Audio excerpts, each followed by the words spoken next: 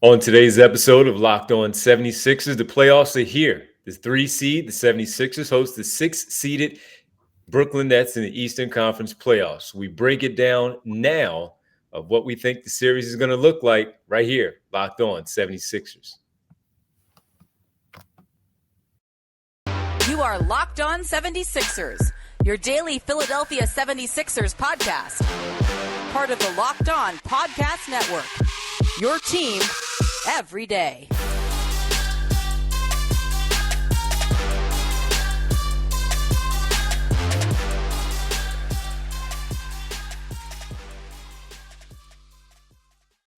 Today's episode is brought to you by Prize Picks.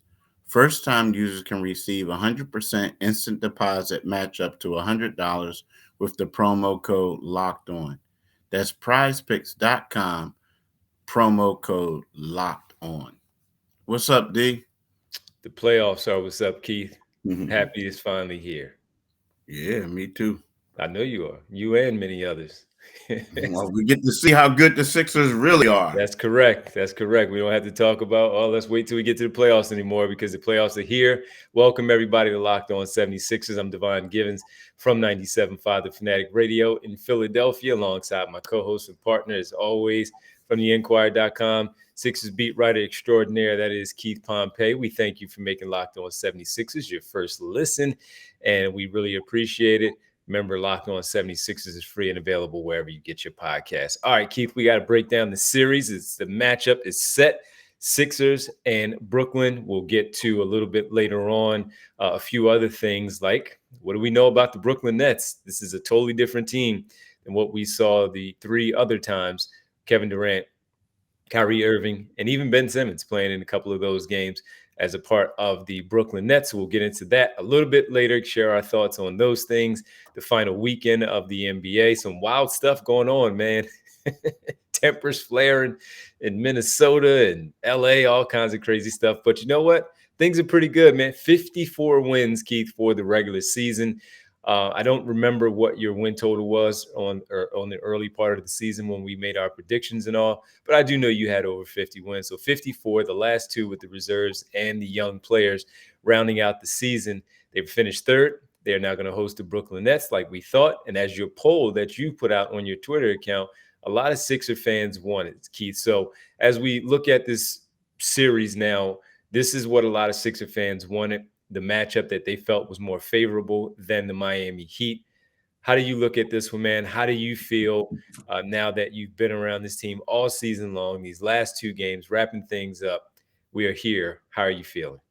You know, I mean, it's a weird thing because this is the team that the 76ers wanted to get. This is a team that the fans wanted, right? I do think that the Sixers will win ultimately because Joel Embiid is going to be the best player on the floor. Right. And you typically need superstars to win, in the postseason. But the Brooklyn Nets do scare me a little bit. And from a little bit standpoint, I'm coming from, they do have some shooters on that team. And when you look at the Sixers perimeter defense, although when you look at the numbers, they're not as bad perimeter defensive team. But the eye test tells us otherwise, and especially in recent games. So to me, it's like I do think that the 76ers are going to win this tournament. This playoff series. I think they have a deeper team. But the scary part is those shooters like Cam Johnson, Seth Curry, the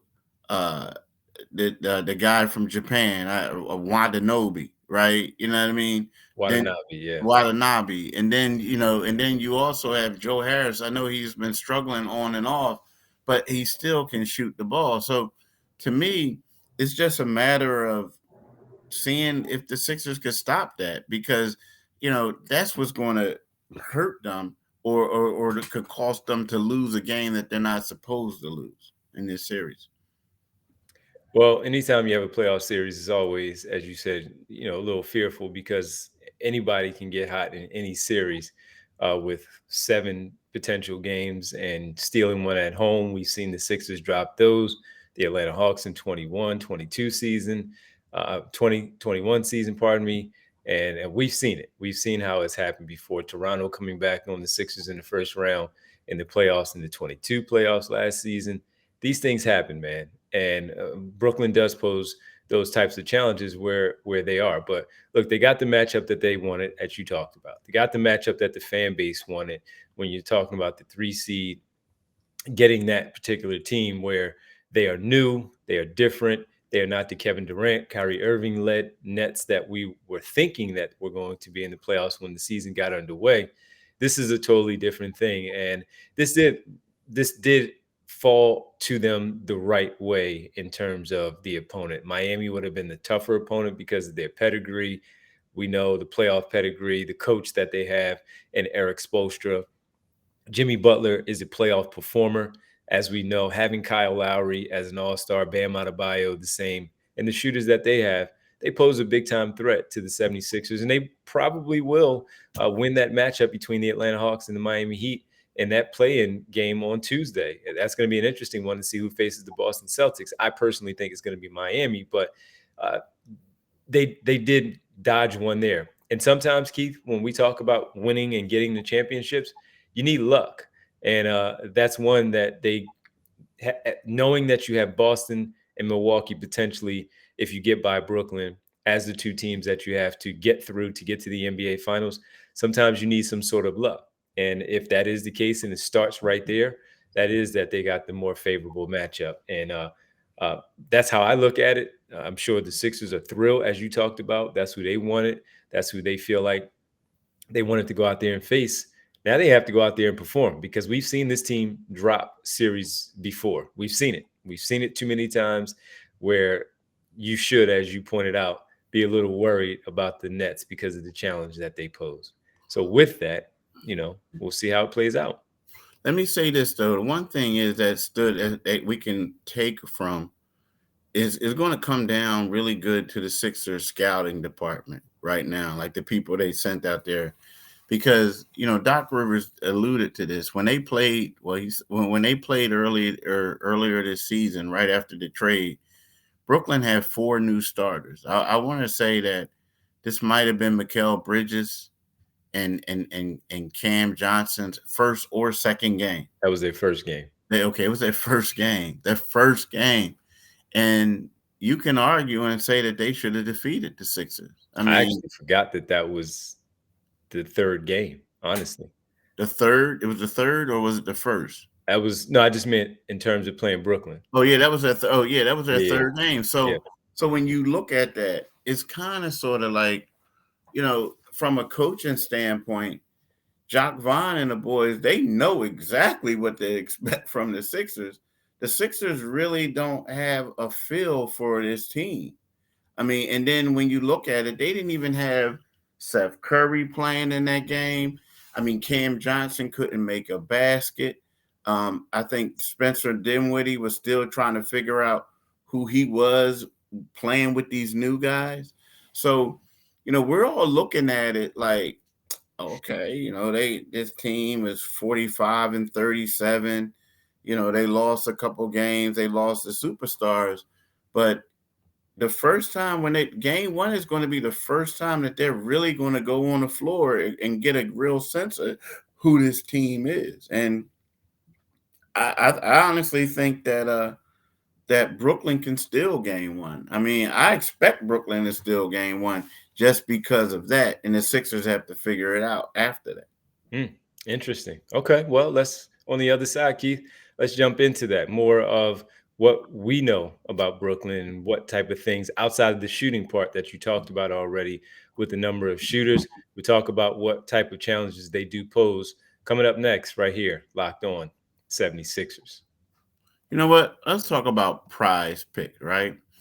I really like Prize Pick. Why? You know what I mean? Because Prize Pick is one of those things. Unfortunately, I can't do it for Luka anymore. But back in the day, I would say I'm taking Luka to score more than 26.5 points, LeBron James to have more than 7.5 rebounds, Kevin Durant to have less than 6.5 assists, and Steph Curry to have more than 3.5 3-pointers, right?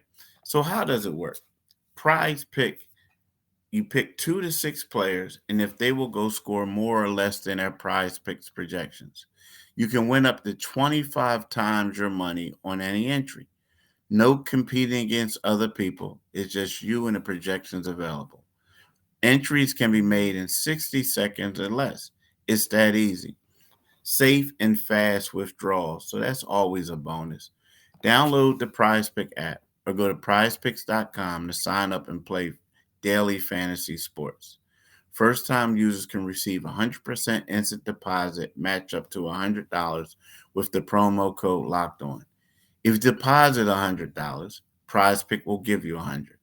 If you deposit 50, Prize Pick will give you 50. Don't forget to enter the promo code locked on to sign up for an instant deposit match up to $100. Thank you for making Locked On 76ers your first listen. For your next listen, check out the Locked On Now podcast for nightly recaps of every NBA game with analysis from our local experts. It's free and available wherever you get your podcasts. All right, Keith, you laid out their record, 45-37. The Brooklyn Nets finished the campaign. Sixers took care of them on Sunday afternoon. The reserves and the young guys playing against the backups and the reserves and young guys there on the other side. But this team, man, different look. 4 new starters on their team. Nick Claxton is the only remaining starter from when they began the season, pairing him with, of course, the likes of Joe Harris at the time, starting with Kevin Durant, Kyrie Irving, and Ben Simmons. And now you have this new look team where there are entirely different lineup. Off the bench right now is Seth Curry. Joe Harris is coming off the bench right now. You have so many other players. Day'Ron Sharp is the backup big man who you got a chance to see a lot of today against Paul Reed and Dwayne Dedmon and Montrezl Harrell out there on the floor. So outside of the outside shooting, Keith, the part that you talked about, what challenges could they pose? And to your point, causing the Sixers to maybe even lose that first game? It's funny because there's a lot of storylines in this game too. I think the one guy, the young budding star, is Mikal Bridges. I think that he's someone that can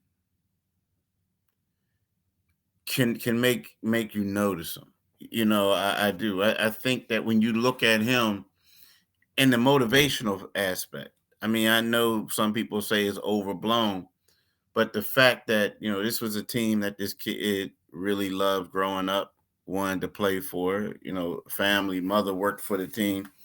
And now that they traded him, I mean, that's like, he seems like a nice kid, way more than I do, than most. But at the same time, I don't know if I want to give somebody any motivation. Like when you going up against a playoff series, I just don't, you know what I mean? I don't want to give anybody motivation from that aspect. I mean, maybe I could be reading more into stuff or hyping it up, but I do think that he's a good player, a good young player. And you look at him, he's a good two-way player.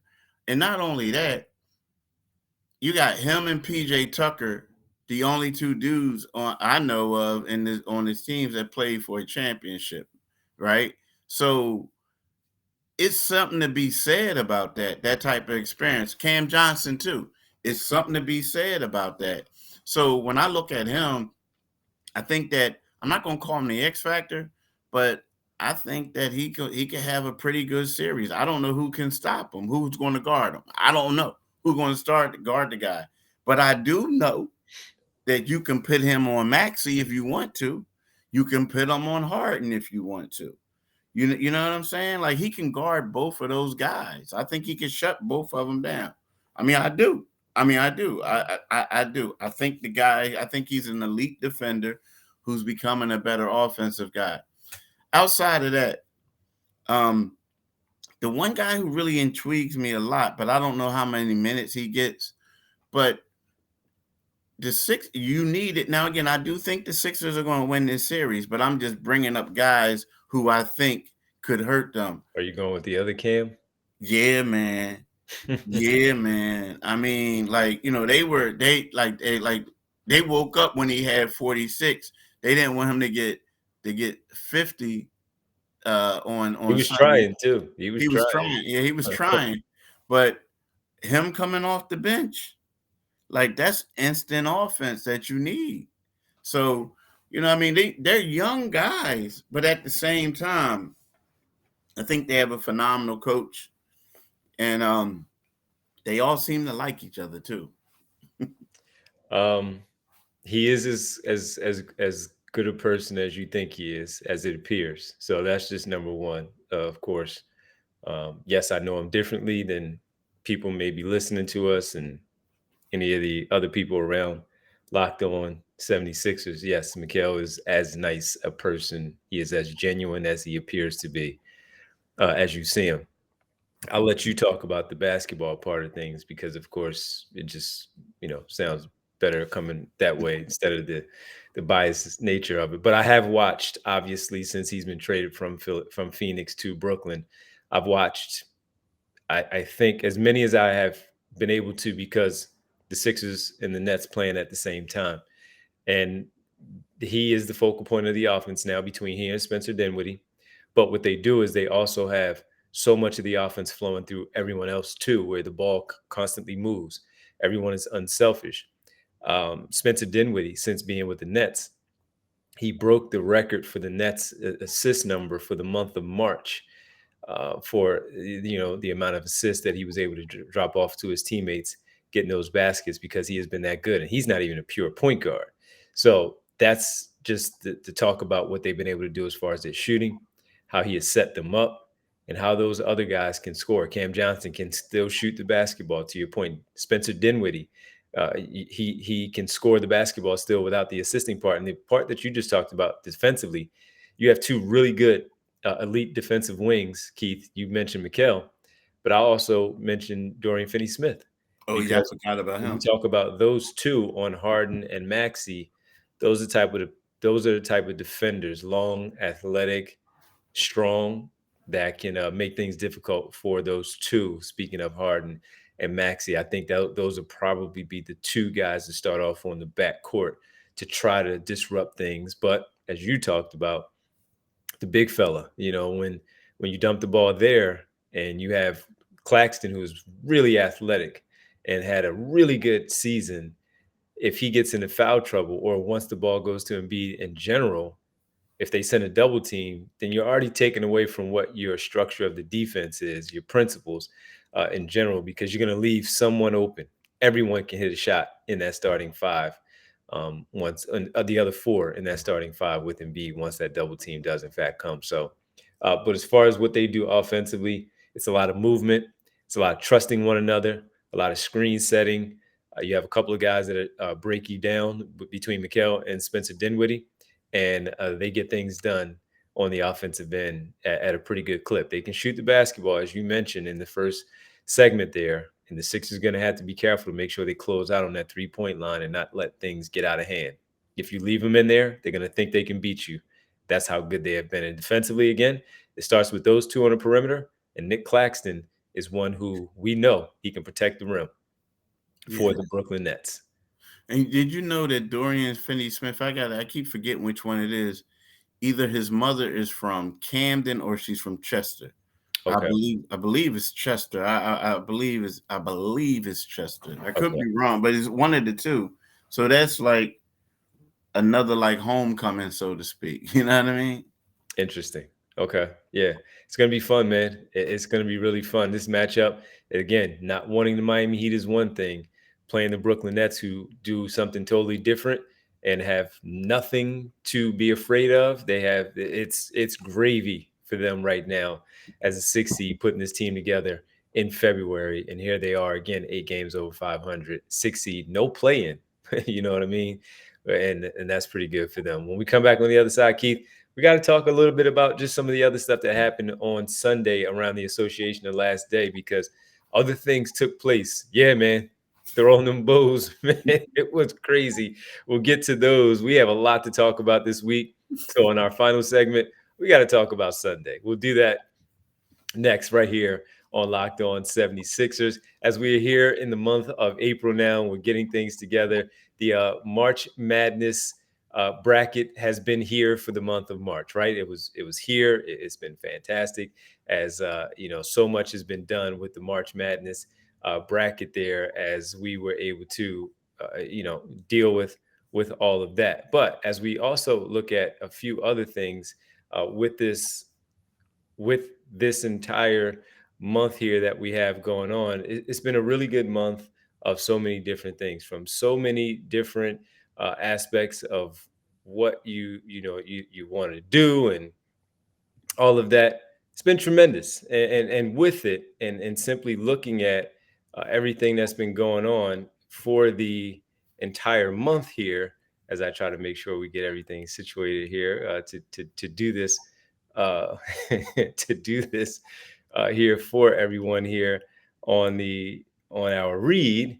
I got to tell you all about the Ultimate GM. It's been tremendous. It's been fun. I've been telling everybody about it for quite some time now, as we talk about the Ultimate GM. And with the Ultimate GM, Ultimate Pro Basketball GM, by the way, it's been tremendous just trying to put the teams together. Now we're in the postseason, so some of my players are gone, but it's the coolest game I've played in a long time. I've always thought about how I could be a GM, maybe I could be a coach in the league, a scout. As it turns out, it's not all that easy. I've had the same thought and have fantasized about managing my own franchise and downloading Ultimate Pro Basketball GM. And right now has given me the opportunity to do that. And the game allows you to manage every strategic aspect of a franchise, playing through seasons and leading your franchise and fans to glory, building a historic dynasty in the simulation that you have, dealing with the challenges of personalities from players and coaches, hiring the right coaches and assistants, trading and training and drafting and navigating the franchise through free agency. It's all tough, all in this challenging and realistic world. Ultimate Pro Basketball GM is completely free and playable offline. Play on the go as you want and when you want to. All you have to do is just simply jump on in there. Locked On 76ers listeners get a 100% free boost to their franchise when using the promo Locked On in the game store. So make sure to check it out. To download the game, just visit probasketballgm.com, scan the code, or look it up on the app stores. That's probasketballgm.com, Ultimate Basketball GM. Start your dynasty today like I did. All right, Keith, let's get into it here with some of the stuff that's going on around the NBA. First of all, 1 through 6, we have the Bucks, Celtics, Sixers, 1, 2, 3. 4 is Cleveland. They will take on the New York Knicks and host them in their first round matchup, the Nets and the Sixers. Now, the 7, 8, 9, and 10 is yet to be determined, as we know right now, because Miami will host for the 7-8 matchup in the Eastern Conference. They're going to host the Atlanta Hawks. Keith, I'm just telling you right now, I'm going with Miami in that one because it's just, yeah. They can't beat the Miami. Yeah, I'm Miami too. Yeah, it's terrible. It's terrible. Yeah. Then the Toronto Raptors will host the Chicago Bulls. So before we get to the throwing of the bows in the Western Conference, how do you look at, for the first round, how do you look at the rest of the things shaping up in the East? I think what they call it chalk. Yeah, like the 1 through 4. I think whoever. Yeah, I think it's going to be chalk. Like I do. I mean, as much as New York is an up and coming team or this and that, I don't think they can beat Cleveland. I'm sorry. I think we already talked about the Sixers, but I don't think those play-in teams are. Well, it's funny. Like then they say Miami has had the better of Boston, but I don't know if they can beat them in a 7-game series. I just don't. They'll make them work. They'll make them work, mm-hmm. But I don't know if they'll beat them though. Mm-hmm. I mean, they'll make them work. I just don't know if they'll beat them. Okay. But if so, if I'm the 76ers, I'm rooting for that. I am. I'm rooting for that. But I don't think. I just think Milwaukee is just a deep team, man. I think they might be the deepest and the best team in the league. I do. All right. So Milwaukee, Philadelphia, Boston, Cleveland all move on. Chicago, Toronto, who do you feel wins that one? Toronto. Wait, And no. Now, let me ask you this. So, who's the number one? Who's number 9 and who's number 10? 9 is Toronto. They'll host Chicago. Yeah, I got Toronto winning. Okay. So then that means Atlanta will face Toronto in the final number 8 spot to get the 8th seed. Atlanta, Toronto. Atlanta will host the Toronto Raptors. What do you think? Woo, that's going to be a good one. But I think Atlanta got some quit in it. You know what I mean? Like, Yes, they do. so Yeah. I'm going with Toronto, I am man. not impressed with the Atlanta Hawks. Nah. I Not mean, the dude Trae Young is like the baller, right? He had 27 points, 20 assists, but 9 turns. 9 And turnovers. he was getting like just reached out and stripping it. They was like taking the ball from him. Like, you I know what I thought mean? Jaden Springer played him relatively Yeah. well, especially on that last possession. Yeah. Oh, when he just took the ball from him. When he Or the forced one when he got the foul. They called he forced the shot clock violation, the forced overtime. Yeah, yeah. and then to make it, I think it was 117, 115, and he tied it up at 117. He went right into Trae Young's chest. Mm-hmm. Yeah. Yeah, yeah. It's the best. But all right, we'll move on to we both think the Hawks are going to drop out. So that's the first round. In the West, Denver, top seed, Memphis, second, Sacramento, third. Phoenix does end up with the 4th seed, Clippers with the 5th seed, and the Warriors 6th as the defending champions going into the playoffs. For the play-in, Lakers 7, Minnesota 8, so that will be that matchup for the play-in. New Orleans 9, OKC 10. That will be the second game there for those two teams. So how do you look at right now, Keith? Sacramento, Golden State. I'll start there. I got Golden State winning that series. I'm sorry. Okay. Just like playing your Championship little brother. pedigree, huh? Huh? Championship pedigree, and they have Andrew Wiggins back. I don't know. I just think that the game that they won in Sacramento earlier this week and won, I think that was a preview. Okay. Suns, Clippers. Suns, the home team. I got to go with the Suns. They got the best player. I mean, don't get Kawhi is a great player, but I got to go with the Suns. Devin Booker and Kevin Durant. I just think they're going to be hard to stop, those two. And you don't know Paul George coming back from that leg injury. Exactly. I just don't know. I don't know in that series. All right, so Lakers 7, Minnesota 8. Minnesota, let's get to the dust up. They're taking on the Lakers in LA. Minnesota won the game that they played on Sunday. However, Kyle Anderson and Rudy Gobert got into a shouting match on the sideline in their huddle. Rudy Gobert didn't like what Kyle Anderson said and took a swing at him and punched him in his shoulder/chest area. If he was trying to hit him in the face, it just goes right along with who we think Rudy Gobert is. He has bad aim when it comes to basketball. So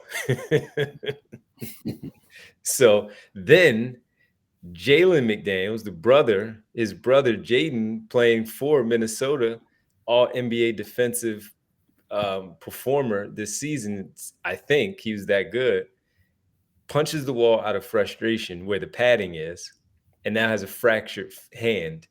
And he is going to be out for some time now because of that. So you already have dysfunction. Then you have Jalen McDaniels breaking his hand. Lakers, Minnesota. Who wins that game? I got the Lakers winning that one. Mm-hmm. I mean, I mean, like, they already frustrated. Come on, man. They're already frustrated. And you got like the veteran squad and the Lakers and all that. I think Minnesota's done, dude. Okay. I think they're done. Pelicans and OKC. Pelicans.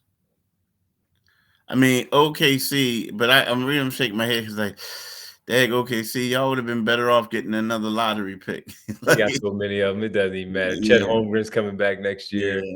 So it doesn't even matter.